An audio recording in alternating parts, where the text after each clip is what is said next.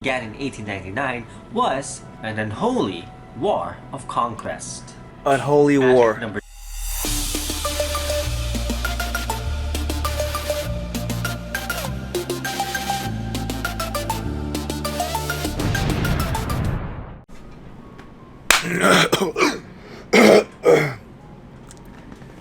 What is going on, guys? Welcome back to the channel, man. You guys know this. It's your boy Kevo.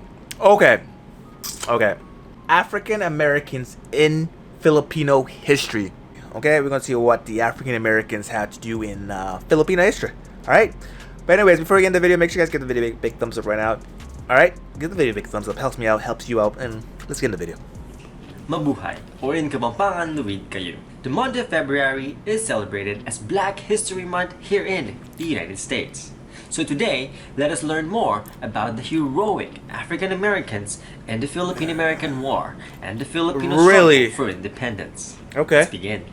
At number 1, if you're not familiar with it, the Philippine-American War was a bloody war and genocide that immediately followed the romanticized Spanish-American War. And according to Bishop Henry M. Turner, the Philippine-American War that began in 1899 was an unholy war of conquest. Unholy war. At number 2, during the war, all African-American cavalries and black infantry regiments were sent to the Philippines to fight against the Filipino revolutionaries and their struggle for independence. Many African-Americans felt that fighting in the war would reflect favorably and enhance their recognition in the United States. And the American government at that time also believed that African-Americans were immune to tropical diseases. This belief was unfounded and was solely based on their racism against black and brown people. At number 3, many in the black community were vocal in their opposition against the US invasion and occupation of the Philippines. Many of their newspaper articles and their leaders, such as journalist and early civil rights movement leader Ida B. Wells Barnett, supported the idea of Philippine independence. They strongly argued against the United States subjugating non-white people. And against the beginnings of American imperialism. The African American community understood very well the similarities of their struggle with that of the people of the Philippines. At number 4, and it was not only the African Americans who understood this interconnected struggle. The Filipino revolutionaries also exposed black soldiers in the Philippines with propaganda to discourage them from being the instruments of white supremacy against another people of color. They addressed the similarities of lynching and racial discrimination in the United States with the violence and the bloodbath that the Americans were unleashing in the Philippines.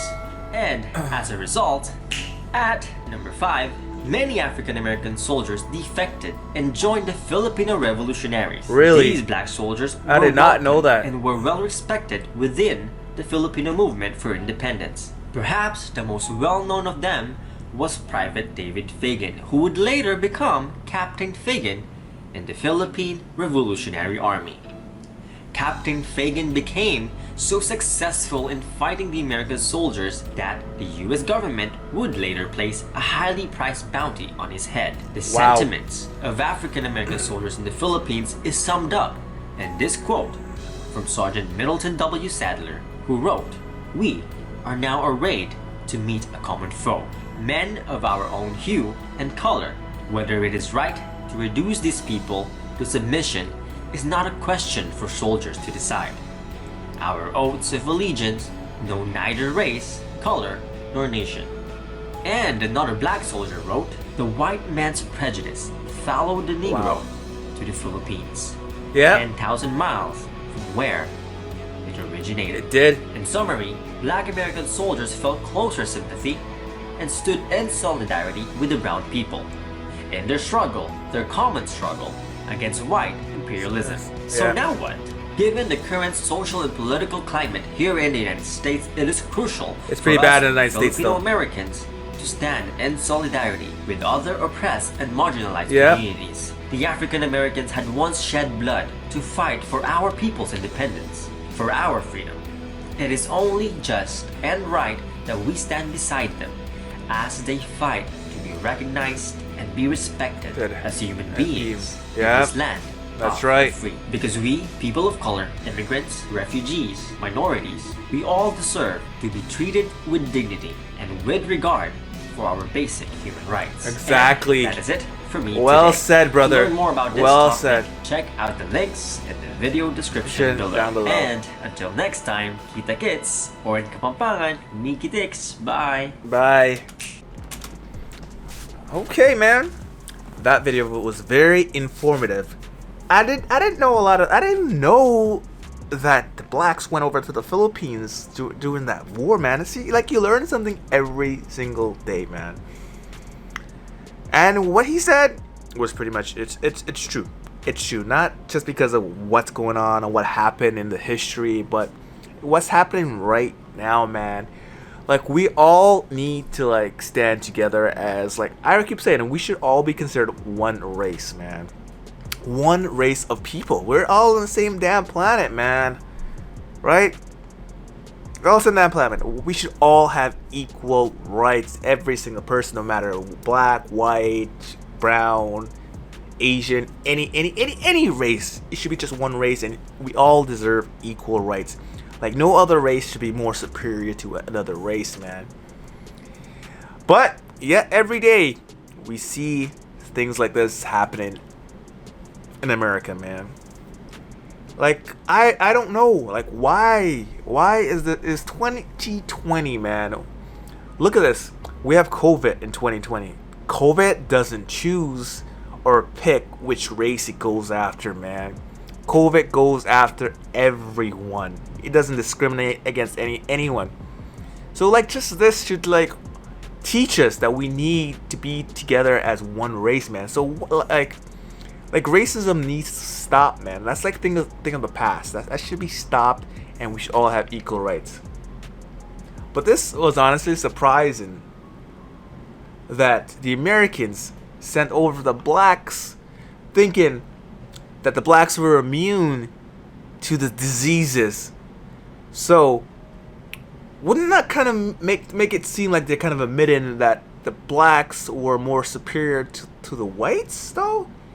Because whites didn't want to go over there because they were scared they were going to get diseases. So they sent the blacks over. So because they thought the blacks were, like, immune to it. But that whole plan backfired against them because the blacks saw what the Americans were doing, and they realized that Americans just wanted to suppress another race, which was, this time, was the Filipino race. But rather than just have a whole bunch of bloodshed, the Filipino people made propaganda that made the blacks realize what was happening and what was going on.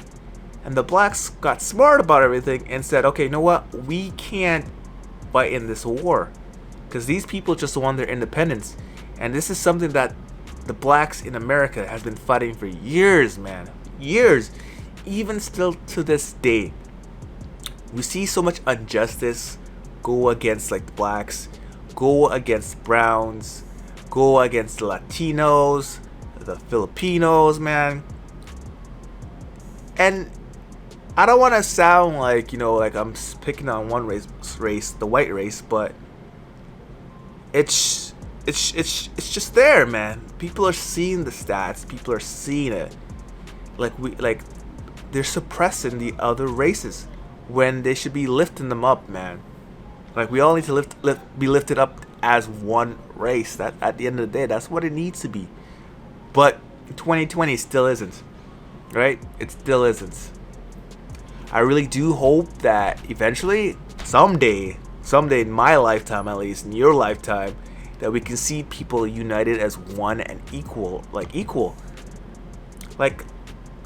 me, I already said this, like, me walking down the street sometimes, like, it's not so bad in Canada, but when I went over to the States, man, walking down, because a lot of my friends are YouTubers, and they have a lot of money, obviously because of YouTube money, but walking in, like, the white neighborhoods, you would get the cars just do a slow drive by you and just stare at you.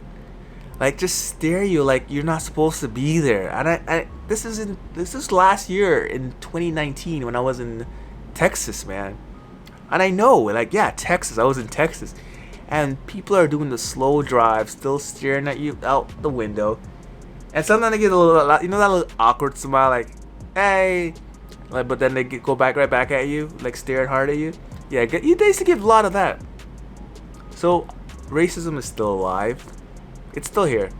People may pretend and say I'm not racist, but it's still here. Cause trust me, they may not say it out loud. They may not be proud of it because they think like it's bad to say, oh, okay, I'm racist, or, you know, the N-word or whatever. But deep down, like, this still is racism. The people are still scared of people of color, right? It's just a sad thing. But like I said, I really do hope that eventually, somewhere, like sometime, that we can all unite as one people, and that's it. Equal rights for everybody. There will be no blacks, no Asians, nothing, just one race. Like, honestly, my dream too would be eventually, this is how I see, eventually all the races are going to get so intertwined with each other that there's not going to be any race anymore. Because I myself, I am mixed with a lot of things. Okay, let me see. I have, okay, get ready for this. I have German in me. Okay, you guys didn't think that. I have from Barbados, also from Barbados. I have English in me. Well, from England, obviously, if you guys don't know where that is. And I have Dominican from Dominica. And I'm also native to the island of Dominica. So yeah, I got 5 different things in me. So I'm pretty mixed. At the end of the day, I just class myself as one thing, and I class myself as black. I could class myself as white if I wanted to. Well, German, if I wanted to. But I don't. Okay? I just class myself as black. But eventually, I do hope that everyone classes themselves as being human. I am a human being. That's it. We're all human beings at the end of the day. Alright? But anyways, man, we come to the end of the video. Hope you guys made it all to the end. Give the video a big thumbs up. If you guys absolutely love the video, man, hit that subscribe button down below. Turn that post notification bells on, man. Check me out on Instagram and Facebook at It's Kevo for my Facebook. And check me out on my Instagram at It's Kevo for real, alright? Anyways, I'm out. Peace. Love you guys. Stay blessed.